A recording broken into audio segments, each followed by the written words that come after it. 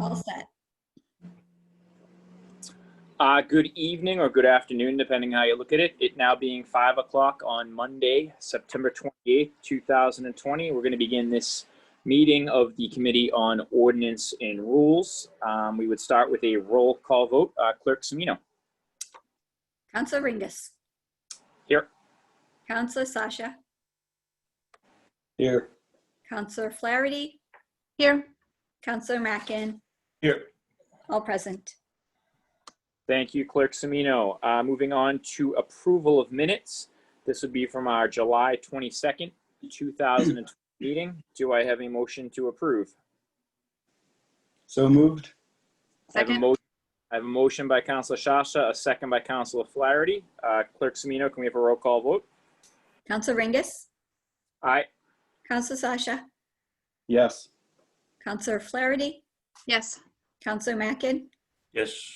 That's 4 in favor, 0 opposed. That is unanimous, and that motion does pass. Moving on to old business, which is the town council rules or taking up any action relative thereto for any of the folks that are sort of watching at home. Doesn't seem like we have a ton, but there's a couple. Basically, this is the town council rules are generally updated every 2 years, that being the even years. As I said a couple times, the council rules aren't the most exciting thing, but they are the regulations and the rules by which the council governs itself. So they're vitally important to making sure our meetings run effectively and efficiently. Prior to the outbreak of COVID-19, we had met a few times in person. We did have a meeting after we sort of went into sort of Zoom meetings after COVID began shutting things down. And the Committee on Ordinance and Rules did, by a 4-0 vote, move to send what we had worked on, and we worked pretty diligently on, and I thank everyone for their time on that, back to the full council. It was put off a number of times. Again, I still maintain, and we had to get it going, but I still maintain this is something that would have been much easier to do in an in-person meeting, but obviously the pandemic hasn't allowed that to happen quite yet. So we did take this up at our last full council meeting. And as I thought, and as I think we all thought, there was amendments or things that other councilors wanted to see.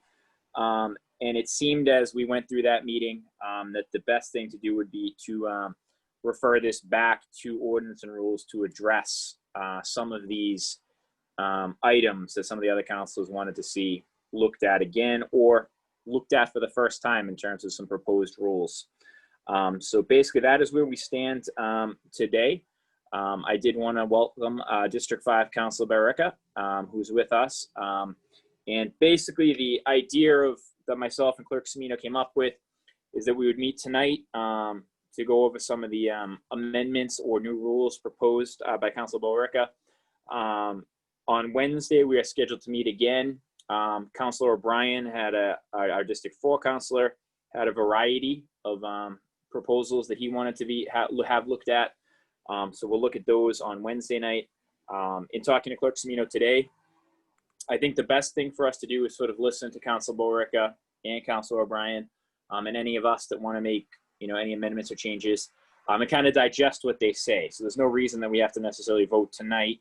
And depending how long Councilor O'Brien goes on Wednesday, there's the possibility we may add an Ordinance and Rules meeting either Monday or just prior to our council meeting next Tuesday to sort of vote. So we could have the weekend to sort of digest and see where we lie. Because some of these proposals and rules are going to kind of flow against each other a little bit and maybe intersect with some of the things we've already changed. So I think it is sort of it's a lot to take in, and we want to make sure we do it right. But with that said, unless any of the other members of Ordinance and Rules wanted to add anything, I would turn the floor to Councilor Borica to sort of go over some of the proposals that she has. And so seeing none, Councilor Borica. Thank you very much, Chairman Ringus. So I had sent along, and I think everybody has it, and bear with me. I know we talked about this before, so just bear with me as I'm shuffling digital papers around here. So what I had proposed is to see what I would consider a slight but important change to Rule 35, which was a citizen participation rule. And my intention of doing this was really to provide residents with the opportunity to address the council on agenda items. And I know what's in the packet that was sent out most recently was, and thank you, Clerk Semino, for your help in helping me clarify this, is really breaking this into two distinct components. So the current rule, again, for folks on listening in who may not know, the current rule says if residents or citizens have a concern they want to bring before the council, they actually need to present that in writing to the council prior to the agenda's publication.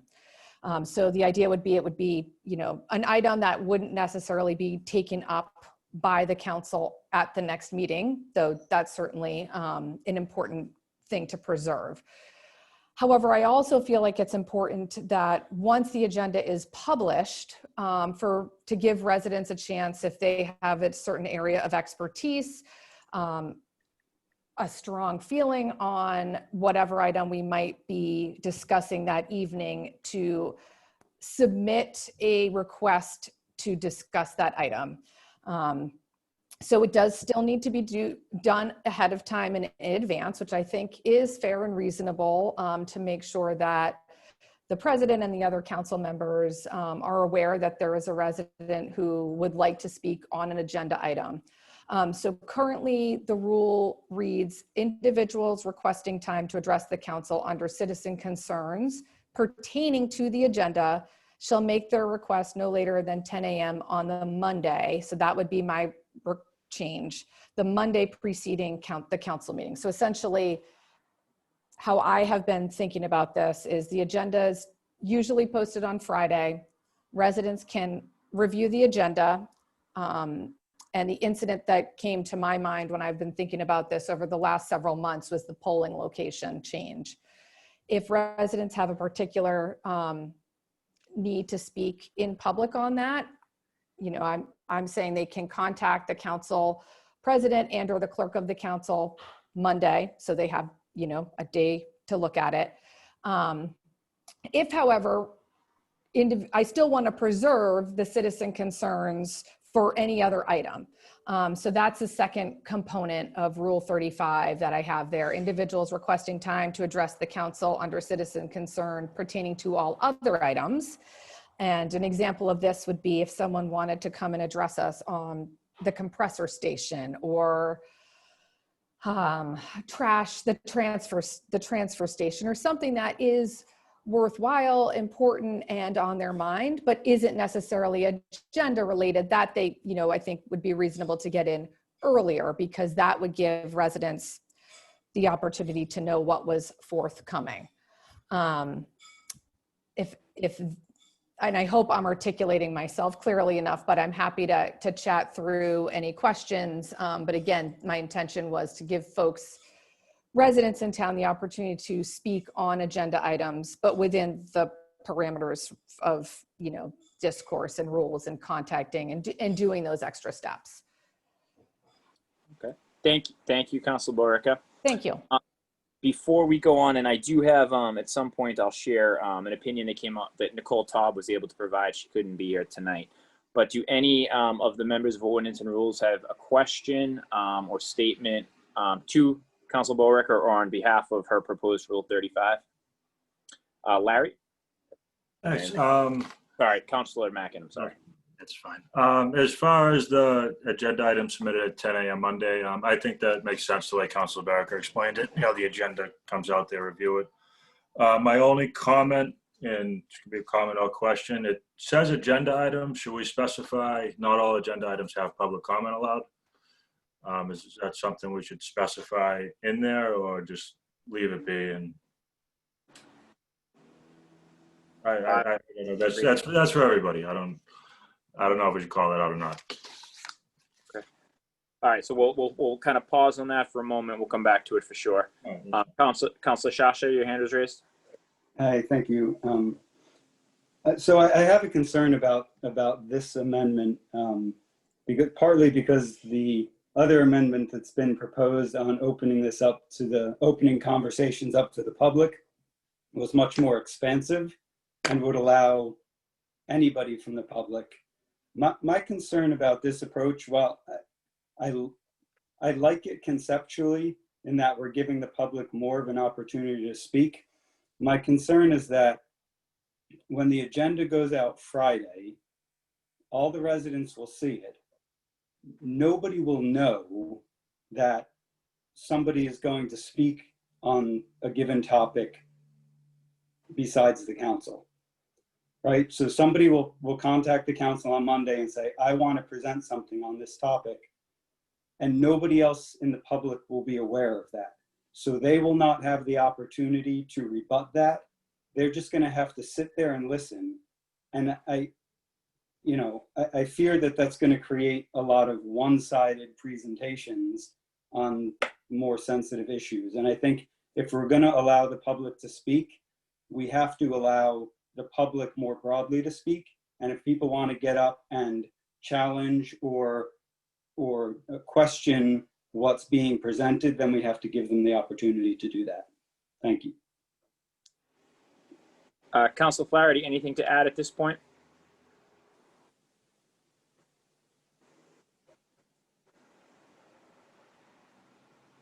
Sorry, I have to shoo my children away. Yeah. So I'm processing through it. My understanding in discussing this with Solicitor Taub is that it raises open meeting concerns. And I think that this is partly what Councilor Shasha is discussing. I really like the prospect of opening opportunities for residents to speak. There have been a couple of ways that councilors have suggested that we might do this. And I really think that there's a lot of merit to the spirit of that idea, to those ideas. But I take these open meeting concerns very seriously. It is something that I think can be weaponized. You can have a council that's so determined to block one another that they employ open meeting charges, violation charges excessively. And this kind of opens the door for them, whether they are real or fabricated, right? So that's my concern with all of these ideas, which is a frustration of mine, because residents want more opportunity to speak. But we're supposed to represent the agenda precisely. The agenda is supposed to represent exactly what we do. And anything that we do that isn't on the agenda violates open meeting law, according to Solicitor Taub, as I understand it. So those are my worries. I'm still listening. I'm interested in hearing more, because I really want these residents in Braintree to be able to participate more fully than they currently can do. But this is a real barrier that I take seriously. Thank you, Councilor Flaherty. Before we go to what Solicitor Taub or Chief of Staff Taub provided, Clerk Semino, Rule B, which is at the end, which is kind of going a little bit on to discussions of agenda items. Was that submitted by Councilor Shasha, or was that someone else? Yes. Councilor, is that what were you sort of addressing this a little bit through Rule B? Oh, me? Yes, this was, right, so my suggestion was that through either a majority or a supermajority vote, however you wanted to do it, that any councilor could make a motion before a vote is called to open any agenda item up to a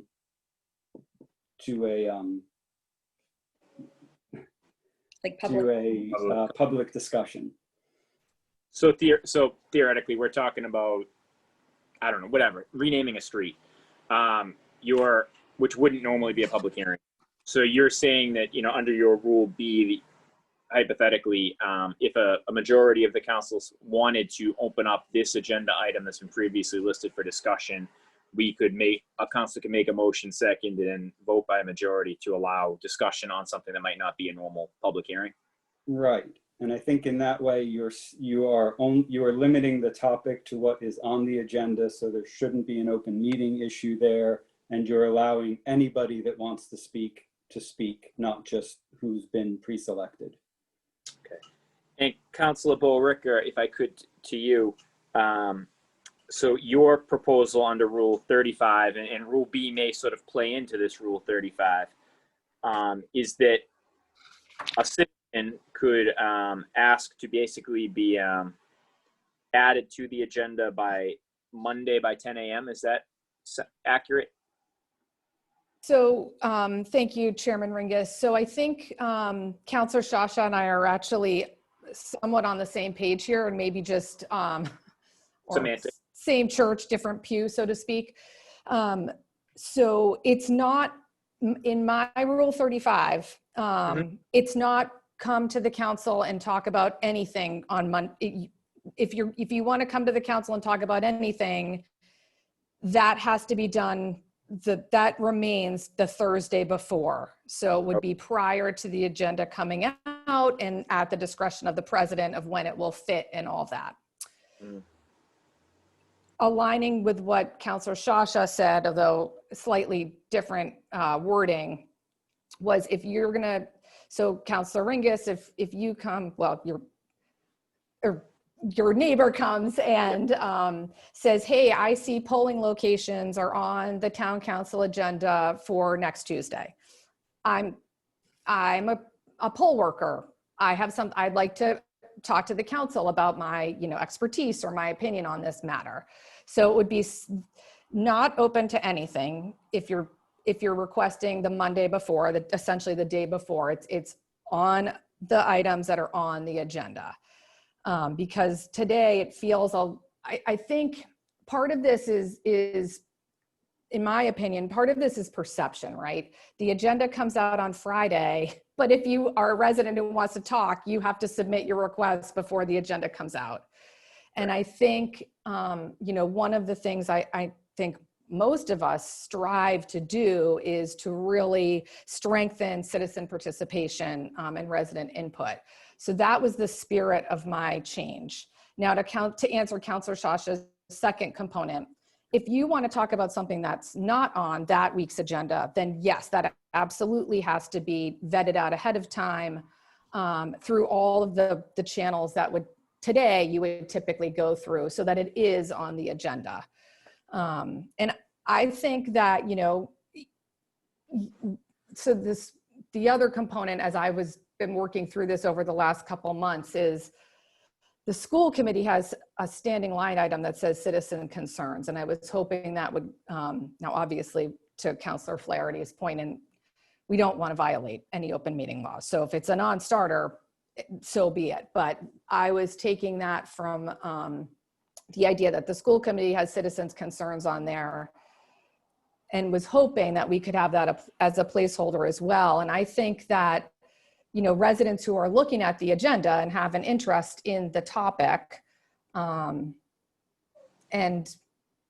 if they aren't comfortable speaking in public, can certainly and do email us. But I think it would provide residents the opportunity to talk on a specific agenda item, with the intention being that the general public knows what we're discussing that evening.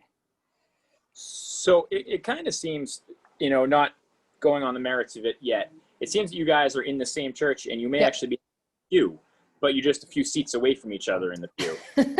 6 feet apart with masks. Yeah, we're socially distancing on the pew. Because I feel like, when you explain it that way, and Councilor Shah, you explain Rule B the way that you did, especially as to this sort of first paragraph, it's just a little bit like this is basically on the Councilor Bowrick's proposal, if I'm understanding correctly, or what you're proposing correctly.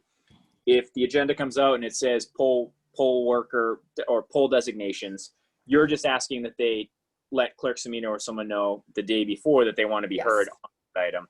Yep.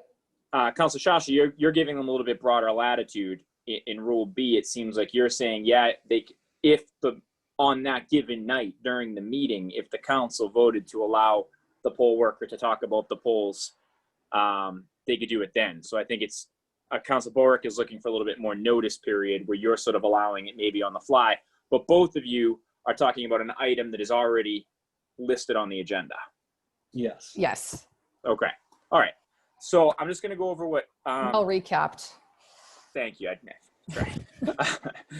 Chief of Staff Taub, again, couldn't be here tonight, but did give us sort of an update because she's reviewed some of these based on our questions and her being present at the last town council meeting. She writes that on the proposed changes to Rule 35, she had an overall concern that we may, as Council Flaherty said, that we may end up in a situation where there is an open meeting law concern if citizens are able to submit requests until the day before the meeting. I see the reference to citizens' concerns / council response in the rules, but don't recall seeing that on an actual agenda. If a citizen asks to speak and the category is not listed on the agenda, it will be too late on Monday to add it. Also, this revision essentially creates a public comment period at each meeting. I recall some discussion on this concept and did not think it was something the council wanted to add to the meetings. It would also potentially conflict with one of the proposals noted at the end of the draft, that being Rule B. So that was her response. But from what we've said, it doesn't necessarily conflict with Rule B. It's just we're trying to figure out the timing of it. And if we're talking about something that is already listed on the agenda, which is what Councilor Boric is indicating, it wouldn't necessarily be an open meeting law violation. I think the way I initially read it, and I think the way that solicitor / chief of staff Taub read it, is that you were allowing people to add an agenda item on Monday. So if the agenda item's already there, it's not. I don't think it's so much an open meeting law concern. It does now open up what you sort of referenced before, and what you kind of referenced kind of to the school committee is you're almost allowing a public comment period at any meeting, which there has, it's a balance. It's a catch-22. I was on the school committee for 10 years. We always had the public comment period, which can be great, and you can find out some things. And we do want to be transparent and open and allowing folks to talk about issues that aren't necessarily a public hearing. On the same token, I think we've seen in some recent school committee meetings that can add a significant period of time to a meeting. And I guess the argument would be that as the representatives of folks, that they could contact their district councilor or councilor at large to speak on their behalf. So I'm not advocating either way, but I'm just sort of kind of lining them up next to each other in terms of where we're at. Councilor Sasha, I believe you raised your hand for the second time. Yes, thank you, Mr. Chairman. I just, I'm certainly not a lawyer, but I am not entirely sure that it would not be a violation of the open meeting laws to publish an agenda for the public that says we are not having a public comment period on this agenda item, and then afterwards allow certain residents to have a public comment period on that agenda item. So we might need to seek clarification on that. Mm-hmm. I kind of agree with you. Does any councilor wish to add anything else on that? So Clerk Semino, if I could jump to Meredith, did you raise your hand or is your hand just still up? No, Oh, I did. I okay. just wanted to, Dave, thank you. Just to follow up on your comment. I hear you about that balancing act, and that's why I was, again, my intention, and I really appreciate the opportunity to kind of talk this through, because I am also not a lawyer. But my intention was that by asking residents to, do some of the legwork, and I think our residents do, right? They are engaged, and we, as the district counselors and the at-large counselors, can help them find the material and make sure they have it in their hands, but was also by asking them to contact the council in advance to let them know they wanted to speak on this item, felt like that would put some parameters and guardrails so that the business could continue, and to your earlier point, try and balance that catch-22 that can sometimes happen. And if I could, so I've always been one that is I'm okay if a meeting lasts a little bit longer if we get people opinions out there. I think it's important to hear from folks. And some people may not, for whatever reason, may want to either comment themselves or they don't know who to contact. When I was in the school committee, we had my last 2 years, we had changed how we did our public comment period, where people had to basically kind of like you're acknowledging, sort of sign in or sort of, address it ahead of time. And initially I opposed it because I wanted people to sort of be able to comment when they wanted to comment. And I ultimately lost that vote, but I think there is some merit to it. And I think people in town have wanted to be engaged. I think we saw some pushback at a couple of our council meetings when people couldn't respond. So I think there is some merit in some people that want to have that ability to address it, and they should be able to. And it's just a matter of how we sort of manage that and finagle that. So unless I see anybody else's hands up, which I don't, Clerk Semino, is there a way that kind of with what we've discussed tonight to sort of re-proposition Solicitor Taub to see what her opinion might be on that, the way we've discussed it tonight? Right, definitely. I think one of the things that she was mentioning was Rule 32, which is our order of business. Yes. And number 5 is citizens' concerns, Mhm. kind of response. And really it's up to this committee if they want to, say, hey, this should be on the agenda every Mhm. meeting. That may be a way to, to do that without having to worry about open meeting laws. Okay. Councilor Shasha for the third time. Thank you. It's okay. But I just wanted to clarify, because I don't think that either of us or anybody is actually calling for a permanent citizen concerns portion of the council meeting where anybody can get up and say whatever they want. I don't think anybody is saying that, so I just want to steer the conversation away from that. We're all talking about a public comment period for specific agenda items that would be done through some mechanism, either ahead of time or at that night's meeting. Mhm. Thank you. Yeah, if I could, so I think, like Clerk Semino said in the Solicitor Taub, I'm going to keep calling her Solicitor instead of Solicitor / Chief of Staff. Solicitor Taub, because she's offering legal opinions here, so we'll call her Solicitor. She noted, which I kind of noted after looking back, in Rule 32, we actually put the order of business. So there's 2 things that sort of stand out there. It says 1, Pledge of Allegiance, and it says moment of silence, and there's no number there. And we do 2 roll call, 3 announcements, 4 minutes, and 5 is citizen concerns council response. So we do actually have it delineated out that there is a citizens concern section.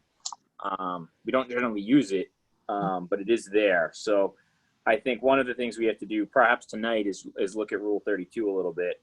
But as it's currently written, there is a citizen concern section there.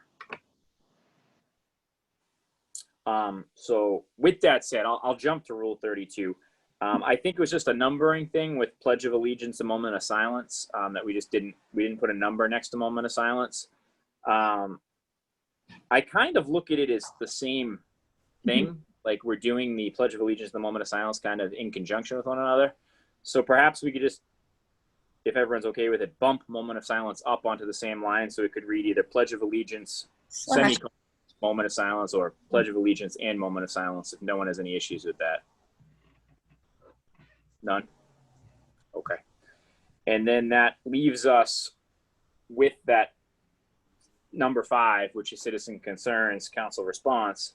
But I think that will tie into Rule 35 and what we want to do with that. So I think if we can wait to hear what Solicitor Taub has to say about that, I think that might be worth us kind of waiting out until Wednesday or a meeting next week prior to the full council meeting, if everyone's okay with that.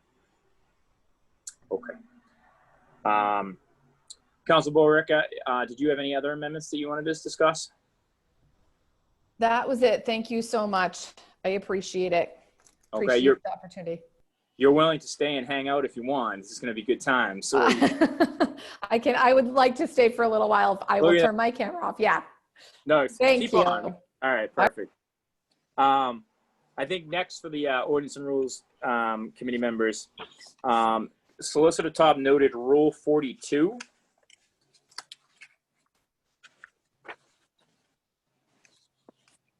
Oh, that was just a apostrophe S, just a administrative. Okay, just okay. Yep, just the okay. And so we updated that. And then in terms of that was her first opinion, and then I believe, if I'm correct, Clerk Semino, her other opinions were two things that Councilor O'Brien is going to address on Wednesday. Correct? Yes, correct. We'll hold off on. Mhm. Councilor Mackin, is there anything that you saw in the rules through our discussion on Tuesday night that you specifically wanted to address, absent Councilor Borick's Rule 35 or Councilor O'Brien stuff? No, I'm good. I know you and Councilor Sasha, I think each had maybe no one as well, but personally, I'm good. Councilor Flaherty, did you have anything you wanted to relook at in terms of the rules? No, not at this time. And Councilor Sasha, did you have anything else besides Rule B, which is obviously going to tie in with Rule 35? I did. Okay. I have Do you a couple. have a couple? Wow. All right. Thank you. And I apologize. These are all things that have come up since we did the first draft of the rules. Sure. So, well, I did have two comments that maybe Clerk Semino could make note of.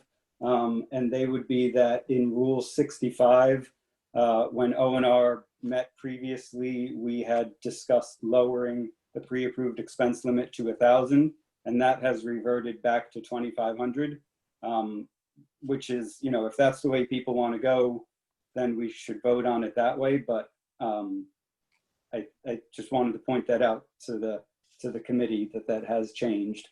And the other note would be on Rule 30, that we might want to, so this is rules for public hearings. We might want to change that title to public hearings and public comments.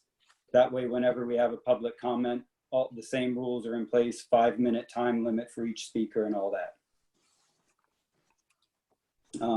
My actual amendments that I had proposed were 2 in addition to Rule B. So what's been titled Rule A here is that a running list of expenditures of funds for the year by the council will be published to the town website regularly, and the list shall be updated within 30 days of the approval of the expenditure.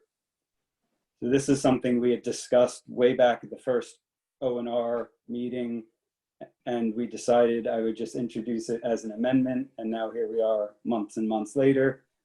Here it is as an amendment. So this is just saying that our expenses, whatever we spend money on, will be open to the public and published to the website. Okay. So that's one. And was there one other you said too? Yes, one other.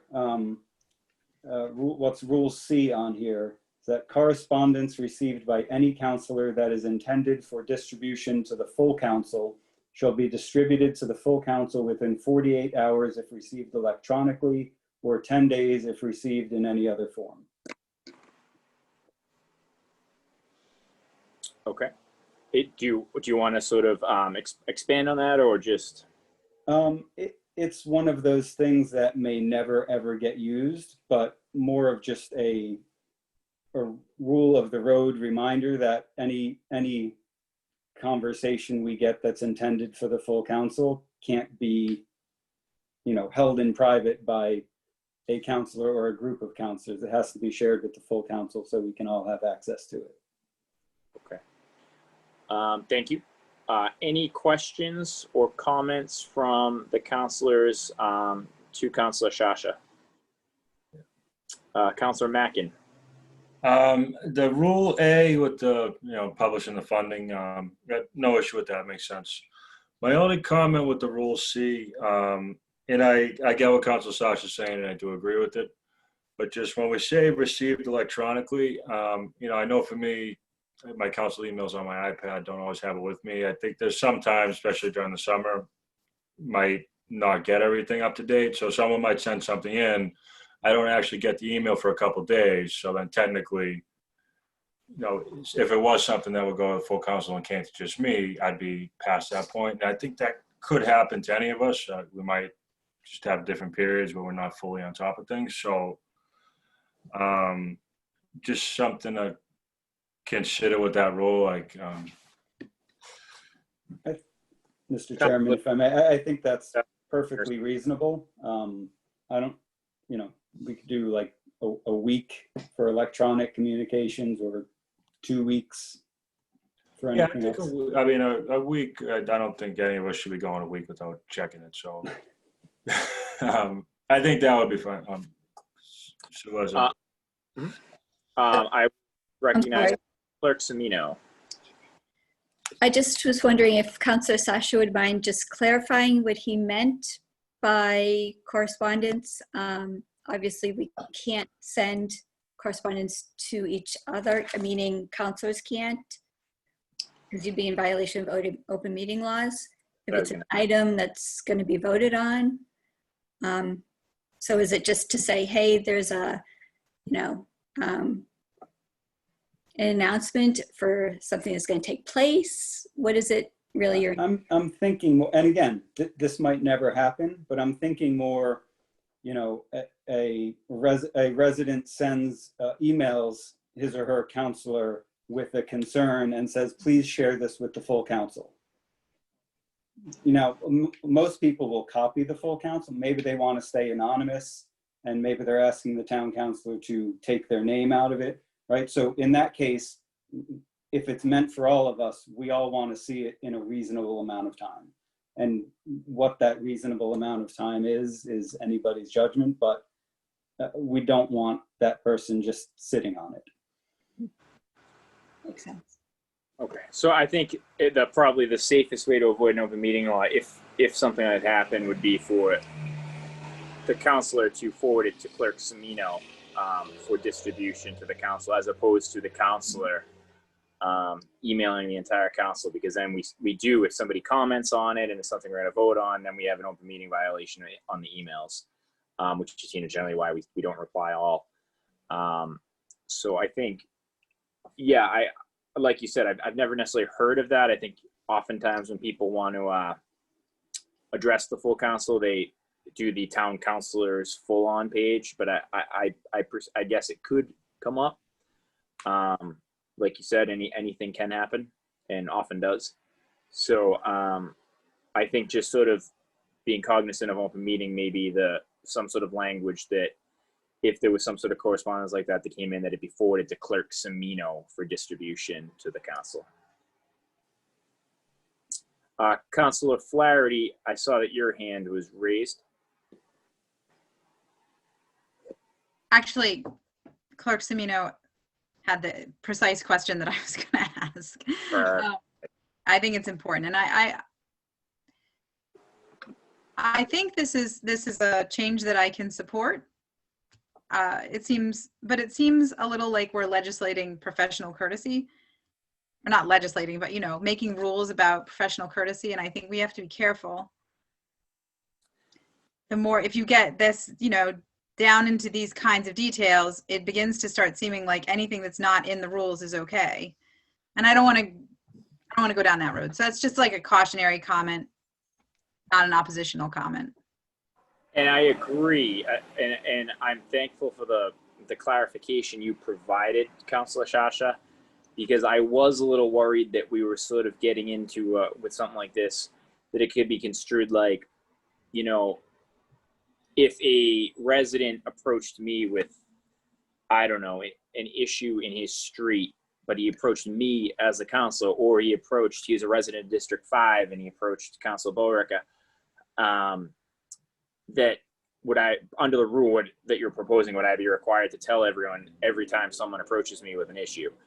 Which I didn't want to see us getting into that sort of road, but I think you're specifying that we receive a communication that the person specifically wants us to tell the whole council. So it's a very sort of limited, narrow scope.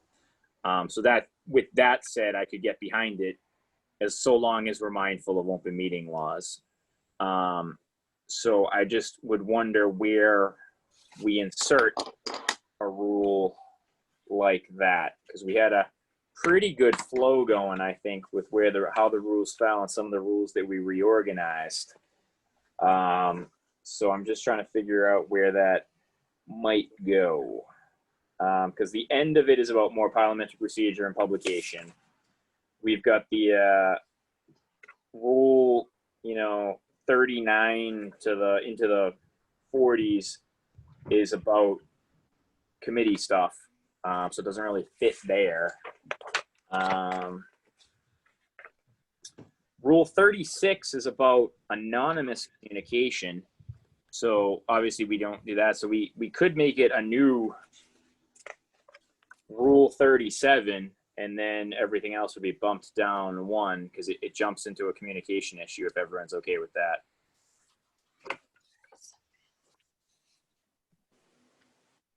Yeah, nod. Councillor Flaherty. So because you just happened to mention anonymous communication, Councillor Shasha was talking about communicating something without somebody's name on it, because maybe they wanted to talk to their personal counselor, but they were concerned about bringing it forward entirely publicly, but they did want it to be shared. And I wanted to check and make sure if there's any concerns about that we have to be leery of. Yeah, I mean, Rule 36 is an anonymous communication, so it's not technically anonymous because the counselor knows, but you do start to, the reason we don't allow generally anonymous communication is, and we probably have all gotten these letters at some point, anyone could put anything anonymous, and I think most places, most businesses, most elected bodies or appointed bodies don't respond to anonymous communication. So it is kind of you make a good point in how we introduce that to the council. Councilor Shasha, do you have any feedback on that? I do. My reading of that rule is that anonymous communication shall not be introduced in the council, meaning in the council chambers during a council meeting. So we will not bring an anonymous communication up as an agenda item under any circumstances. But that doesn't mean that residents can't try successfully or unsuccessfully to communicate with us anonymously so that they don't, I mean, sometimes people are making controversial statements that they really don't want to, don't want their name attached to, and we can get them that way. And if they are intended for the full council and they just happen to go to one counselor, then I think they should be passed on. Although it doesn't have to be anonymous communications either. It could be something, I mean, you might request financial information from the state that is, intended for the full council for some reason because you're a point person on some project. What we're talking about is not necessarily just anonymous communications. Okay. Councilor Flaherty, I see you have your hand raised. I was going to suggest that this be something that we specifically consult Solicitor Taub on, so that we can get her legal opinion on it. Okay. Are we okay with, I guess for now, well, we could leave it, because I don't think Clerk Semino, she didn't offer opinions on any of those, correct? No, she did not. Councilor Shasha for the third time on this one? So, because there is a rule that precludes the town solicitor from weighing in on council ordinances, and this has come up in the past, right? So I think for the open meeting law, we have to ask her opinion because it's a state law. But when you're talking about conflict with another council rule, that is outside the purview of the solicitor.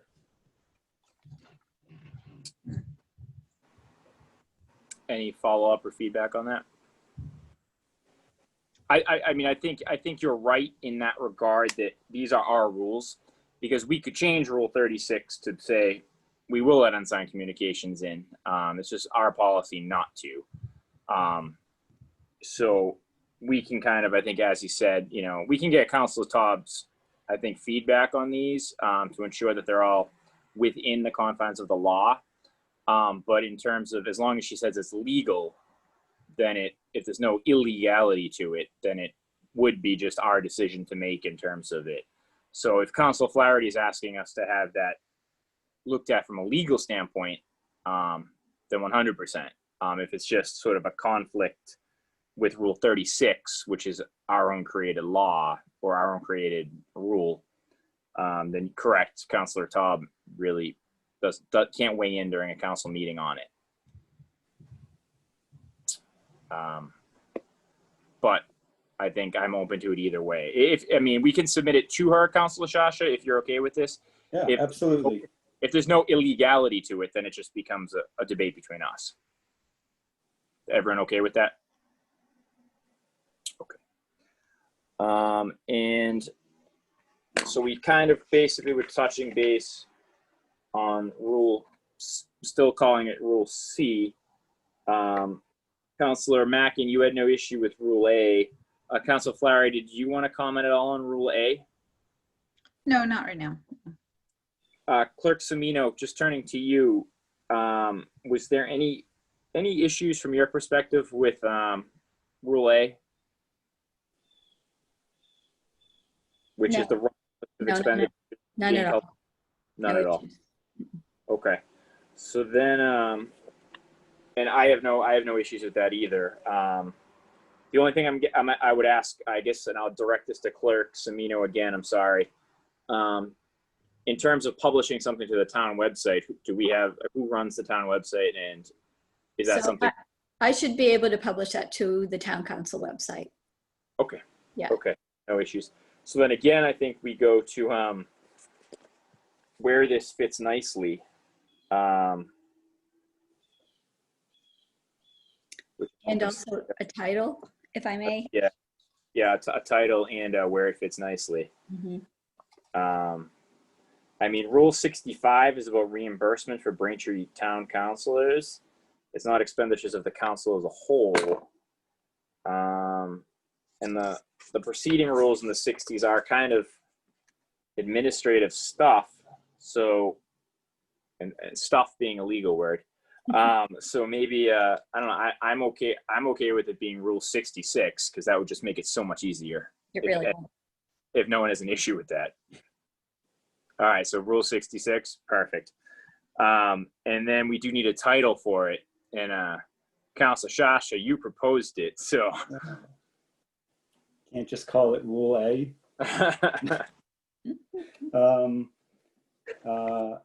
About annual reporting or regular reporting of council expenditures. Did you have in there, does it say quarterly or? So I put it in as within 30 days of the approval of the expenditure, but I would give absolute, I would totally leave this in the hands of Clerk Semino to decide what is the easiest for her to do, because the point is just that it get out there to the website. Right now, we don't publish it at all.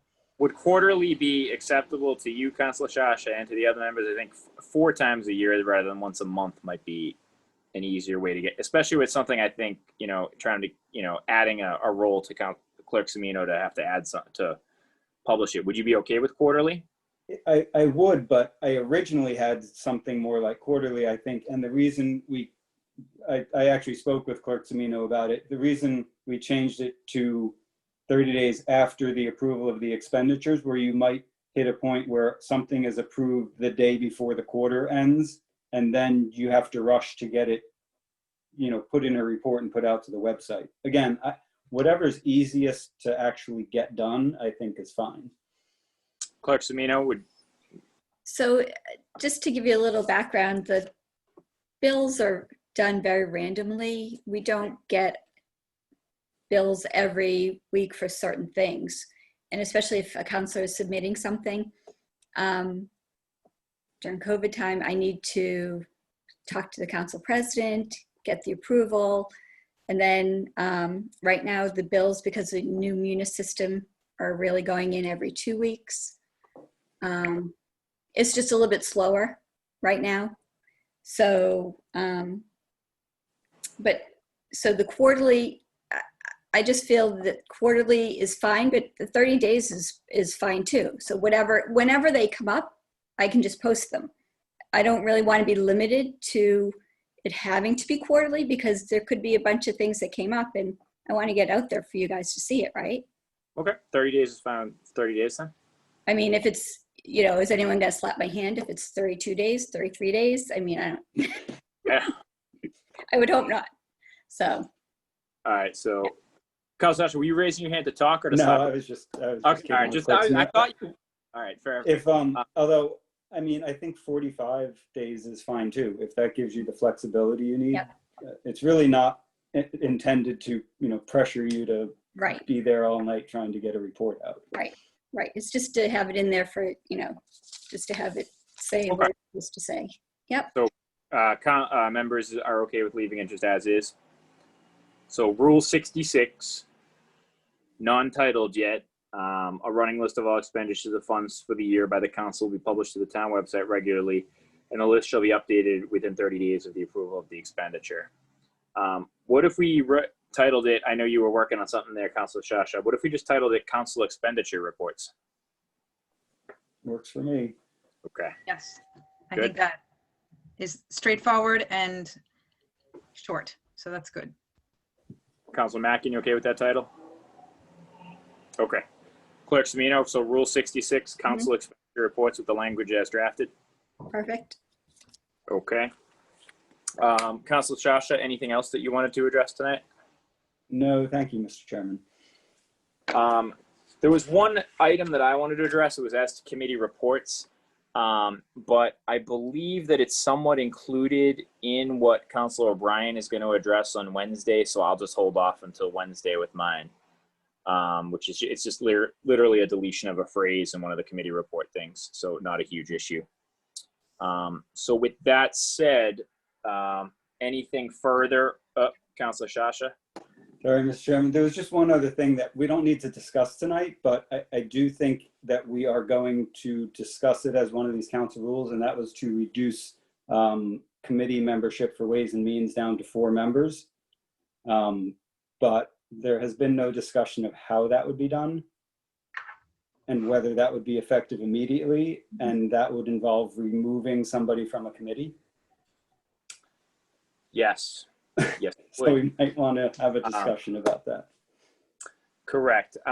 It's kind of an awkward thing because the council president has appointed the council president has appointed the members. Obviously, we have a rule in here where by a vote we could sort of change appointments. But as it stands, obviously the council president does that. The rules sort of almost delineate out, what the makeup of these committees are or how many members are on each of these committees. And I said at the full council meeting, even prior to my being on the council, I always thought it was an awkward thing that Ways and Means had 5 people because really on most votes, unless it's like a vote that requires the, a supermajority, if all 5 members of Ways and Means votes for something, it's basically moot because unless they change their vote between then and the full council meet, like if they vote at 6:30 on Tuesday, 5 for 5, well, unless they're changing it 30 minutes later, the decision's made. So I do think I've always thought it should be 4 people. But yeah, it creates a little bit of an interesting dynamic. This was actually one where I was actually, even though I do support it, I thought I was going to try to see if we'd all be in agreement with kind of punting this and making the full council just address that piece at the full council meeting, because I think it is kind of a weird situation for us to discuss. But I thought I saw. Councilor Flower, did you raise your hand? I'm not sure if we're debating this right now or if we're trying to save this subject for another time, for the next meeting. I just, my feeling on the 5-member group of Ways of Means members is that I understand your point about it being a majority on the council, but I think there's value in having an odd number because it means that you have a tiebreaker. You can't have a tie. And I also think that, we've definitely seen cases where people have changed their votes. It's happened in this session. And I don't think that Ways and Means is an important committee, but being on a committee just means that you have put in the time to discuss it at an agenda item at greater length and in more depth, and listened to more experts for more time. And your recommendation isn't binding as far as your vote is concerned. And so I think if somebody wants to be a fifth on the committee, it makes sense to permit that to happen, because I don't see it as a disadvantage to the greater council. Okay, thank you. And I'm fine with talking. It's within the purview of what we can discuss tonight. It's not part of Councilor O'Brien, so I have no issue discussing it. We're here. Councilor Mackin or Councilor Shasha, did you want to add in anything on that? Not on that. I would want to comment on one other different topic. Okay, so would your decision, I guess, not to put you on the spot right at this very moment because we're not voting yet, but would you be okay? Are you okay with keeping it at 5, or are you looking more to the 4 for the Ways and Means? I'm pretty neutral on it. I mean, I see the valuable sides. I mean, I do. It did always. I did not like the fact that a Ways and Means unanimous vote does kind of mean something's a done deal before it comes to the full council. But as Council Flaherty pointed out, there have been a couple instances where people switch votes too. No, I don't see enough to get into it right here. Councilor Shasha? I feel the same. I think probably I would prefer 4, but I don't prefer going to 4 right now and kicking somebody off of the committee that's already invested a lot of time and effort in the budget process. And that's why I brought it up. We could always do something like, we could make a rule effective at the end of this 2-year term, so that going into the next council, they would appoint a 4-member. Well, in 2 years, it would be time to redo the council rule, because they're every 2 years they get done. So in right, 2 years, except this would give them the opportunity to go in with 4 people rather than appoint 5 people and then have to make the same decision that we're making here. Right. If everyone's okay with it, I would. It does say it currently says 4 to 5 members, so it kind of leaves it to the president. Personally, I would rather just. This is just me, and obviously we're a committee. I would rather just keep it the way it is right now and send it to the full council as is. If people want to change it at the full council, we can have a rediscussion. But I think not taking up a ton of time because I think there are very valid points here. As Council Flaherty said, it is Ways and Means does. I mean, Council Boric can attest to it. Ways and Means has a lot on their plate, and it's sometimes helpful to have that other set of eyes. And I think the budget stuff is pretty much the heart of what we do on the council. Councilor Shasha, obviously you make a valid point to spend some investing of time, and you also put the council president in an awkward position where she has to remove somebody if we try to go to 4. And I think Councilor Mackin, I think like you said, I think we're in the same token.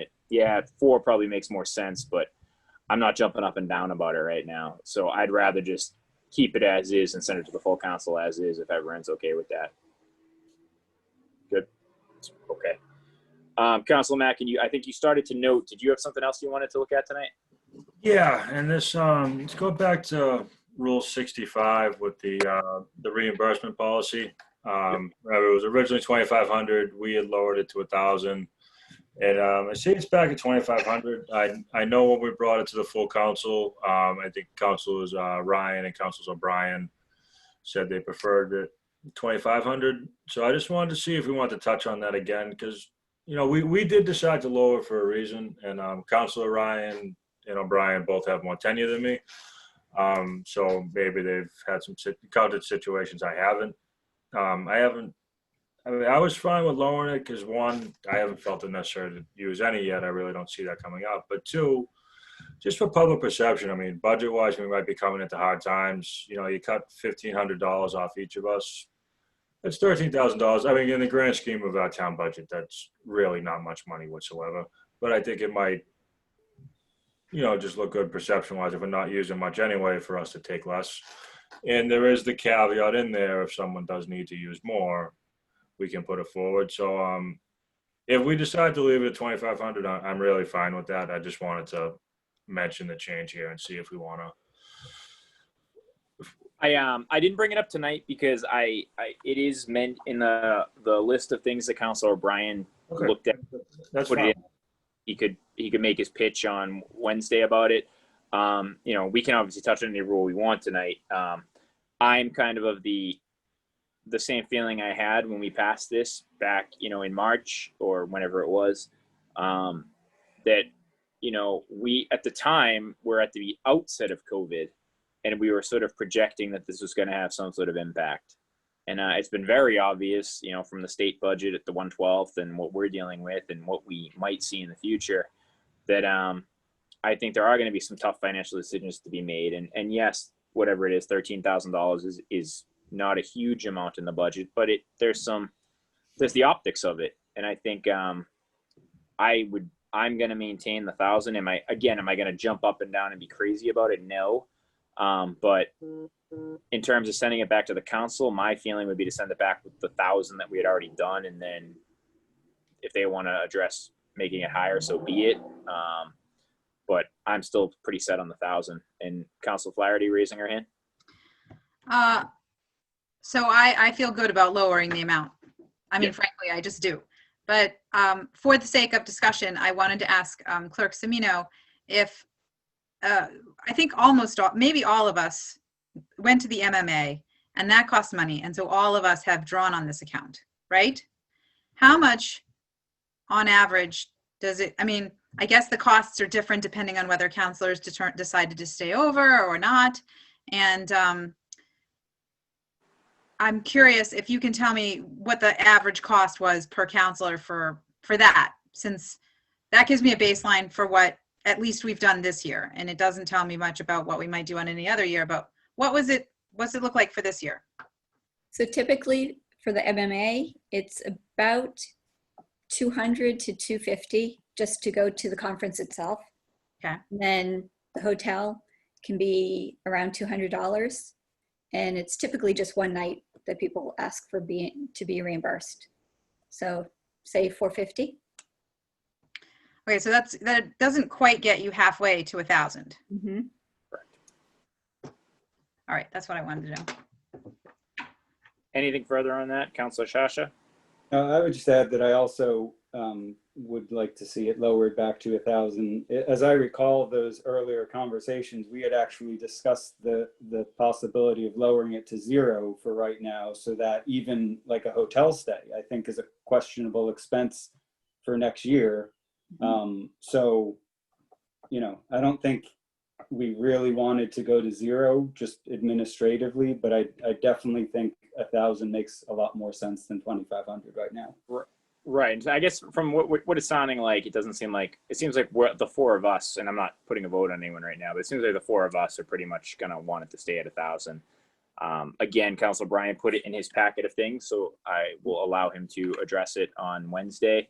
Obviously, Councilor Ryan didn't ask to appear before us, but he made it clear that he wanted a little bit higher. But again, there's 9 of us. I don't, again, hate putting words in people's mouths, but if I remember the council meeting pretty exactly, I think President Hume was all for lowering it as well. So, I think it's something, again, we can discuss at the full council meeting. I'm fine with keeping it as is and sending it back up the way we did.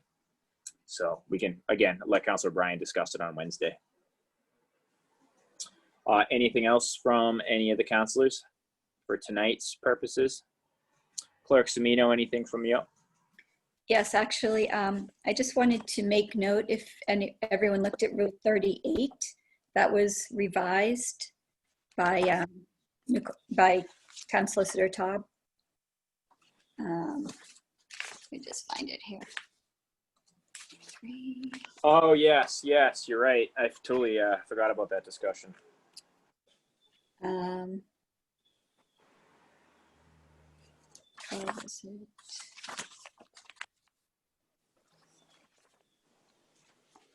Yep. That's, and her opinion is the red line that you put in this packet, correct? Correct. So if you all remember, there was a little bit of discussion about, again, an open meeting is the thing that sort of intersects through a lot of these things and how we run our business. This was the attendance of counselors at other meetings and how we addressed it. I think the black line piece is the piece that we had sort of worked on. Solicitor Taub had suggested that counselors may attend committee meetings or meetings of another board, committee, or commission, or like entity of the town. However, when a quorum of counselors is in attendance, they may not deliberate on matters within the town council's jurisdiction. Deliberation includes expressing an opinion on matters within the town council's jurisdiction, even if no other town councilor responds. So I think the answer there would, perhaps be counselors offering opinions at a planning board meeting or something to that effect. So we're not tying ourselves in. And Solicitor Taub rather, crafted this in a way that we would, keep ourselves abreast of open meeting law and not violating it. Anyone on that? Councilor Shasha? Thank you, Mr. Chairman. I'm fine with her language. I think that makes sense. But as I'm thinking about this in the context of the MMA we were just talking about, noticing that this says, or like entity of the town, should that be broadened to, it would seem like the MMA would not be captured under Rule 38 because that's an external event that's not an event of the town. Yeah, we're not really debating policy at the MMA. It's more of it's an informational session. It's a teaching session. So I don't necessarily see it falling into us deliberating on something that's going to affect Braintree. I think it's more of a learning session, is the way at least I see it. Yeah, and I would agree with that. But isn't this rule saying that we are allowed to be at that event in a group of 5 or more as long as we don't deliberate? Right, but it specifically calls out in-town events. And I think we are also, as you're saying, we are allowed to go to the MMA as a group of 5 or 8 or whatever it is, as long as we don't deliberate. Mm-hmm. And that would not seem to be included here. Right, and I think the only reason that she probably didn't put that there is because this is our governance of this is the town council rules is the governance of ourselves within our capacity in town.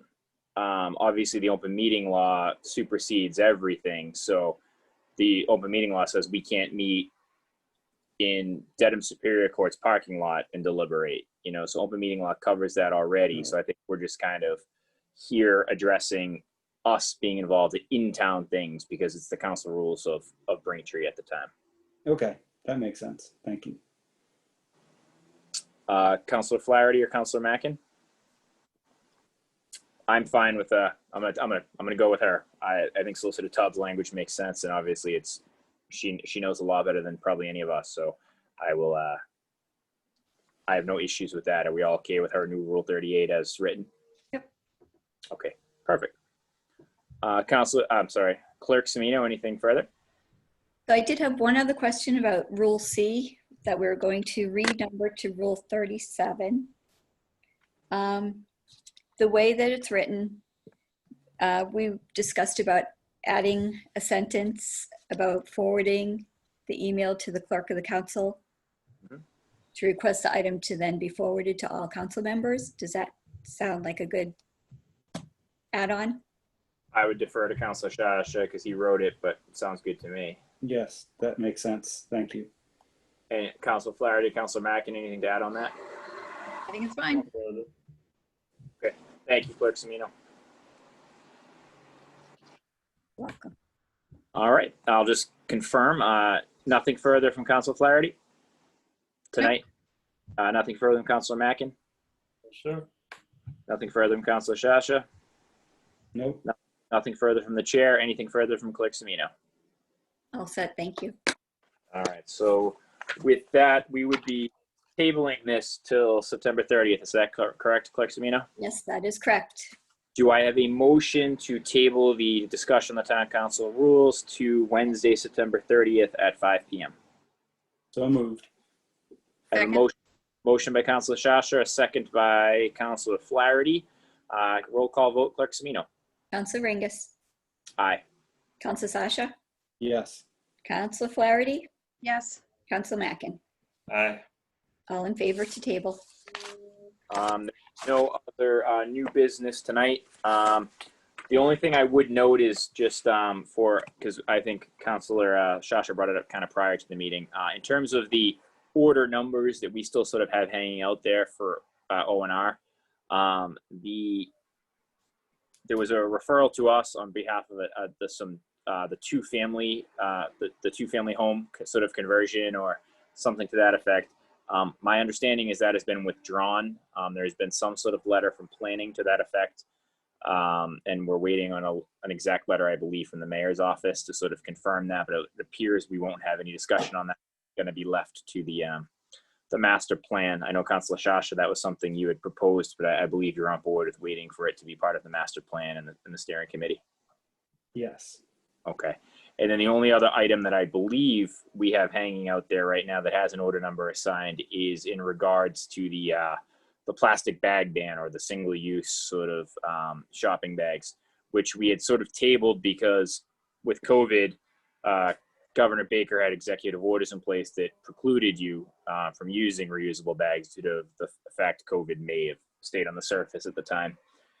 So that's something we'll have to get back to you at some point, but I think we'll get through the council rules first and then look to add a meeting on that. The piece on that is that we had a Girl Scout group that wanted to present, and I think they did a great job and a great presentation.